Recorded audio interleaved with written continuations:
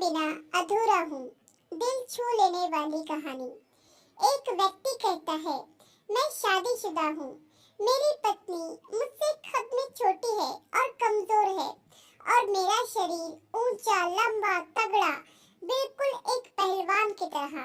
मेरी पत्नी का कद छोटा है, इसलिए मैं उसके साथ बहुत मजाक करता रहता हूँ और उसे परेशान करने का एक भी मौका नहीं छोड़ता।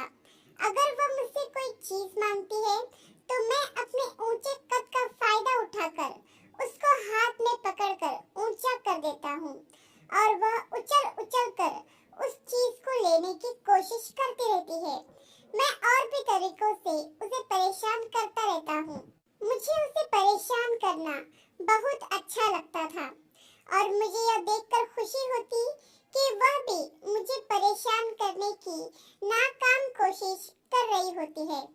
फिर अचानक मेरी पत्नी इन हरकतों से उकता गई। सुबह जब मैं काम पर जाने के लिए उठा तो वह मेरे लिए नाश्ता बना रही थी।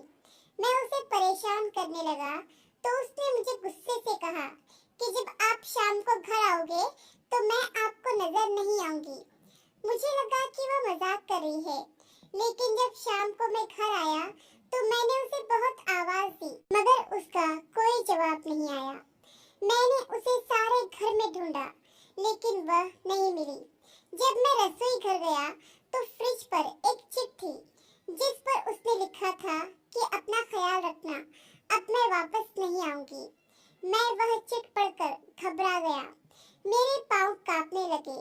मुझे समझ नहीं आ रहा था कि मेरी पत्नी अचानक ऐसे कहाँ जा सकती है, क्योंकि इससे पहले कभी वह मुझे बिना बताए कहीं नहीं गई थी।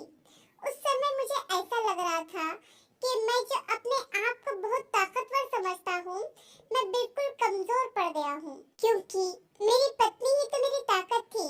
अब वह नहीं है तो उसके बारे में सोच रहा हूँ और अपने आप को सबसे कमजोर महसूस कर रहा हूँ। मैंने उसके मायके फोन किया, उसके दोस्तों को फोन किया, सारे रिश्तेदारों को फोन किया, लेकिन मेरी पत्नी कहीं भी नहीं थी। अब मैं और ज्यादा परेशान हो गया। मेरी आंखों से आंसू बहने लगे।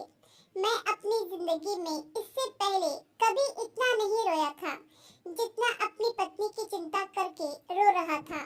फिर अचानक मुझे टेबल के नीचे से कोई चीज हिलती हुई नजर आई और हल्की हल्की सी हंसी की आवाज भी आ रही थी। अरे, यह तो मेरी पत्नी थी जो टेबल के नीचे छुपकर मेरी सारी हरकतें देख रही थी और मुझे परेशान होता देखकर शायद उसे खुशी भी हो रही थी, जैसे मुझे हुआ करती थी उसे परेशान करके। मैंने उसे टेबल के नीचे से बाहर खींच लिया।